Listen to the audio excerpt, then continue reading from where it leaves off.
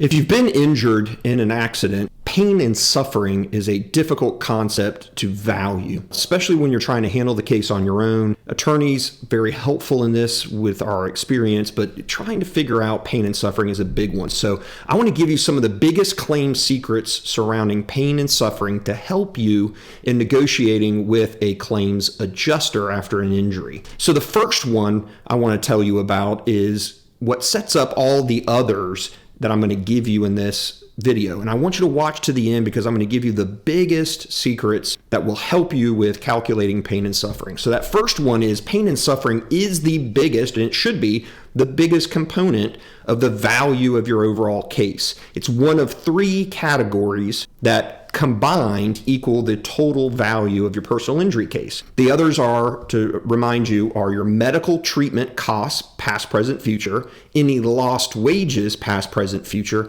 and then your pain and suffering. So let's talk about pain and suffering more now that you know it's the biggest one. Always should be several multiples of what your medical and lost wages are. The next secret to pain and suffering calculation is more treatment equals more pain and suffering value. And that's for several different reasons. The most important one, because remember, your only legal right is to try your case to a jury of your peers. They'll tell you and have to tell you what your pain and suffering is worth. Therefore, as you can imagine, we have 12 strangers who are trying to also figure out how the heck am I going to give this person a dollar amount for the pain and suffering they've gone through. They're grasping at anything that they can look at empirically to try to help them. And one of those is, well, how long did you treat? So the concept is, and you might hear this from the adjuster, is someone who treats for 6 weeks has a different value for pain and suffering than someone who treated for 6 months. Someone who treated for 1 year has more pain and suffering value than the person who treated for 6 months. And the ultimate concept is it doesn't always work this way, but the percentage chances certainly are that it'll work this way, which is jurors will only give you pain and suffering in most cases for the period of time that you treated. So 6 months of treatment, 6 months of pain and suffering. Now, the reason for that is because the theory is, well, once treatment's over, you're better. You can't be suffering that much if you're not treating, is the concept. Now, everything comes with a caveat. So be careful here because you also don't want to fall in the trap if you have permanent injuries that you've reached what's called maximum medical improvement, meaning the doctors have said, look, this is all we can do for you. There is nothing else. There's no surgery. There's no more physical therapy, shots. None of this stuff is going to help you any further. We've gotten you as far as you can go. What you got now is what your new reality is. Be very, very careful because that doesn't mean it's cut off. What that means, your case is totally different. You've got X amount of weeks, months, years of treatment and pain and suffering, but you've got future pain and suffering from what it sounds like the rest of your life. So you want to be very careful in those scenarios. So caveats everywhere. Be careful. So we now know treatment, very important in calculating pain and suffering.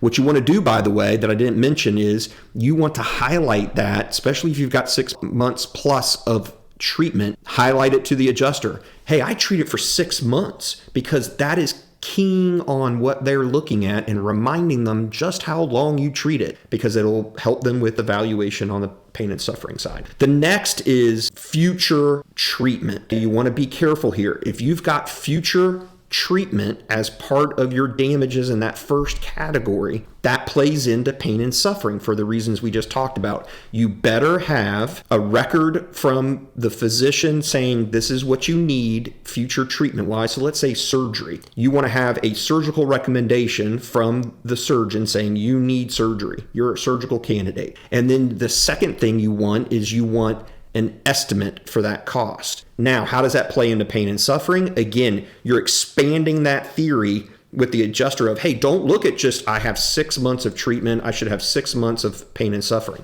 I've got a permanent injury and I need a future surgery or I need 8 more weeks of PT or whatever it is. So now my treatment is going to be even longer, and therefore the easy pain and suffering that comes along with that is also going to be there. So you're going to have a spike in pain and suffering after something like a surgery. You're going to potentially have a little bit of a spike of pain and suffering as you're doing more physical therapy in the future. Yes, long term it's to help you and to reduce the future pain and suffering, but up through that future treatment, you need to be highlighting that as part of the issue. But remember, you've got to have records of all of that, or you're not going to have an adjuster who is going to value any future treatment costs, much less pain and suffering associated with that future treatment. The next secret is using mortality tables. What is a mortality table? You can find them on the internet. There are specific ones. So for instance, here in Georgia, where last I did this, there are 2 statutorily that are accepted as evidence in court. Those are tables that say, in this current day and time, here's how long a male or a female at this age should normally live to. That helps you with that future pain and suffering. It shows the adjuster you know what you're doing. You're not just randomly saying, hey, look, I've got future pain and suffering for the rest of my life, and I'm only 30 years old, and so you owe me X for that. No, you want to show them how you can empirically present that. Use a mortality table to say, hey, I'm 30 years old, I'm a male, here is what the mortality table, which is evidence in court, says I should live another, on average, 30, whatever it is, 40 years, or 45 is probably what it says right now. About 75 is the mortality rate. 45 years of pain and suffering. Now you've shown it to them, should be worth X. And then you make your pitch from there for that future pain and suffering item of damage. So you want to use mortality tables if you can. Another big secret is jury verdicts. This is where having an attorney involved can certainly help. You can look at jury verdicts yourself as well. Jury verdicts are really important. Don't fall for the trap of just settlements and those sorts of things, because settlements are people coming together to agree to settle a case. That doesn't mean that's what the value of it was. It means that was the risk tolerance that everybody had, and they weren't willing to find out what the real value is, which again is only told to you by jurors. Here in Georgia, 12 jurors of your peers. They didn't want to do that. So they settled. Settlement numbers are always lower, or arguably lower. So you want to use jury verdicts. If you can find any jury verdicts on similar cases, you're never going to find one that's exactly the same as yours. So it's also why you want to take all of this with a grain of salt. But if you can find some jury verdicts, that can help highlight to the adjuster to help them not make a mistake. Say, hey, look, there was a similar case in this county or the nearby county, similar facts, similar medical bills, similar injuries, pain and suffering duration, and here's what the jury said that was worth. Really good evidence to say this is the current valuation. It's a way to give a little more empirical background to your ask on the overall value of your case, and mainly the pain and suffering part. So jury verdicts are a big thing that can really help move the needle if you can find them. If you can't, get an attorney. One, their experience alone, any other cases they've had, plus what they can do research-wise to look at cases in your area. Now, want to get to the biggest components here I told you to stick around and listen to when it comes to secrets to valuing pain and suffering. One of those, and I quite frankly think it's the biggest one, nuance-wise, that most people won't know. Venue is so terribly important. Why? Venue is what county are you going to be trying your case in? So here in Georgia, that can change dramatically from one county to the next, and sometimes right next to each other. You can have what we call a plaintiff-friendly venue, meaning your likely verdict's going to be a lot higher than normal in County A, and then right next to County A is County B, and it's a conservative defense county. That is what you need to know. Are you in a defense county where the verdicts are naturally going to be a little bit lower, meaning jurors don't value these things as much because of the prejudices and biases that they come in with when it comes to their thoughts on giving money for these things? You need to know that. Venue is massively important because, again, it swings so much, and it's something that you don't control necessarily where your case is tried. You can have a pick between venues sometimes, but you would have to know when that comes into play and when it doesn't. So are you in a plaintiff-friendly or a defense-friendly venue? very important. If you're in plaintiff friendly, you want to be telling that adjuster that every day of the week. For instance, here in Georgia, DeKalb County is a really good plaintiff's jurisdiction. Anytime we have a case in DeKalb County,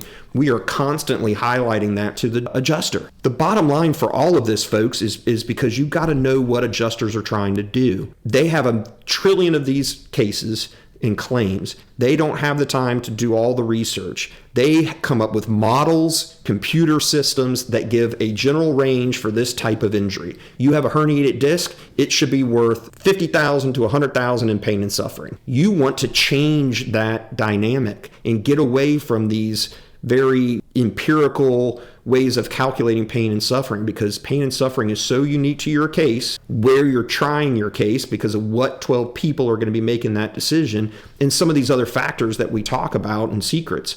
So you got to be careful not to fall into the trap that the adjusters want you to fall into, which is just putting a quick empirical number. Oh, herniated disc, all right, spit out a number somewhere between 50 and 100,000 for pain and suffering, that's it. No, mine's different. I had to have surgery. I then had to go through more PT than the normal person did. That's going to change your pain and suffering dynamic versus what they're seeing with other cases and coming up with these valuations. So don't fall for that trap. And that leads to the most important secret I can give you, and that is there is a ton of information out there on things called pain and suffering calculators. There's ads all over the place, social media and everything else. Hey, click this button, I'll tell you what your case is worth or potentially worth or this and that. All of it at the end of the day is just marketing. There is no way for someone to just hear what your rec is about, what your treatment was, what your medical costs were, that they're just going to quickly spit out or computer spit out a number for you. Be careful. It's not the way it's going to work. Again, you're falling into the trap of what the adjusters want you to do. They want you to look that way because you're going to undervalue your pain and suffering. The other is don't fall for the old tradition of multipliers. One of the old theories out there is, oh, well, the value of your pain and suffering in their overall case is a multiplier of what your medical costs are. Got $10,000 in medical costs. All right, your overall case should be worth $20,000, meaning you should have $10,000 of pain and suffering. Or 3 times is the multiplier, or 4 times. Don't fall for that, because so many times your case is worth so much more. We see jury verdicts in bigger injury cases 10 times, 12 times, 20 times the medical costs. So falling into this trap of, oh, it's typically 2 to 3 times your medicals is the total value of your case, that helps you with the pain and suffering, is a very simplistic way of gauging your pain and suffering. You don't necessarily want to fall into that, because again, you're falling into the trap of the adjuster to try to make this so empirical and less human based as to the emotions and empathy and everything that you went through, that you're undervaluing the pain and suffering component than you're overvaluing. And remember my very first secret, which is pain and suffering should always be the biggest category, worth the most compensation. So if you've got $20,000 in bills, your pain and suffering alone should be worth more than $20,000 in a typical situation, unless for some odd reason you just had a massive emergency room visit and didn't have a lot of treatment after that, and that accounts for most of your $20,000. It typically should be you have so much in bills because you're so much in treatment, so much in injuries, therefore so much in pain and suffering. So hopefully all of that kind of makes sense, how this all works together to try to gauge what the value of pain and suffering is and can be, and some of the secrets that you need to implement in valuing your pain and suffering component of your case. Thanks so much for watching this video, and please comment below any questions, concerns, anything I can answer about pain and suffering, or anything else that you may have about personal injury cases. I have a ton of other videos on our channel. Would love for you to watch some of those as well, and hope that those will help you just like this video did.